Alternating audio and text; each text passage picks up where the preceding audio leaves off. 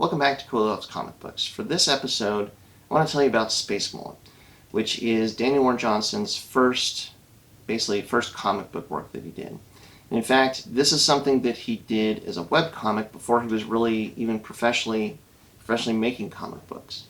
I've been a fan of his since Murder Falcon. That is still my favorite of his work. A close second would be Extremity, but tied for that would now be Murder Falcon. Not Murder Falcon, would be Space Mullet.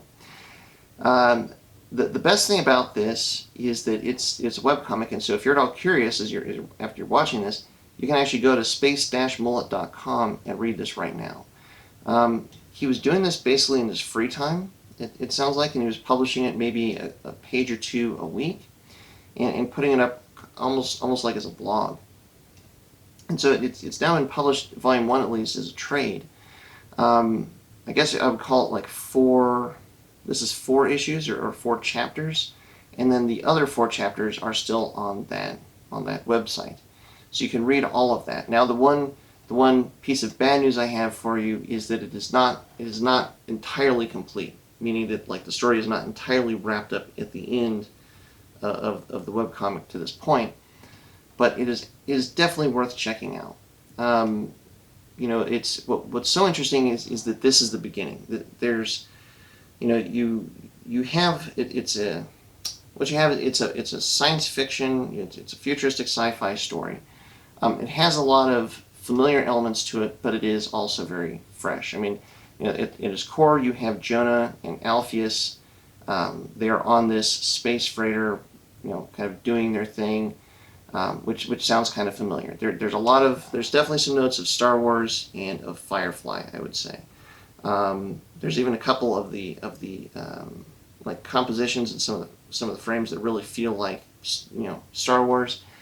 And from the storytelling, there's definitely kind of an aspect of Firefly, kind of where they're kind of going from one planet to the next, looking for their next job, that sort of thing. But again, like that's kind of the framework. But the story is all Daniel Warren Johnson, and the characters are all Daniel Warren Johnson. And if you're a fan of his at all, I'd say that the big incentive to exploring this and checking this out is that this is the foundation that really, I think, kind of, he definitely says, there's a foreword that he says that he didn't really know anything about making comic books at the beginning of this, and kind of learned as he went. But this is definitely like a foundational work that I think everything else that he's done, Murder Falcon, Extremity, Wonder Woman, Dead Earth, etc. There's a line back to this work, and the biggest thing I would say is from his storytelling and from his character work. All of his main characters are just so deep. They have so much going on to them, and it starts right here. Jonah and Alpheus especially. There's just so much there. It's really that's what makes it worth reading. It's just you learn so much about them. Daniel Warren Johnson, he has a really good style, a really engaging visual style to his art that I really love. But what grabs me about his stories is the characters and the depth of them, and that's where this is just it's a fun read for sure. Again, there's a lot of familiarities to it.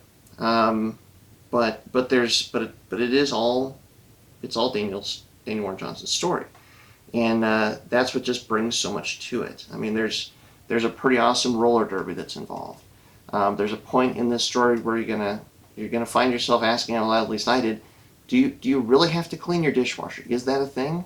I'm not sure, but it all fits. I mean, it's just such a he is able to tell a story, especially towards the end, in just such a compelling and interesting way.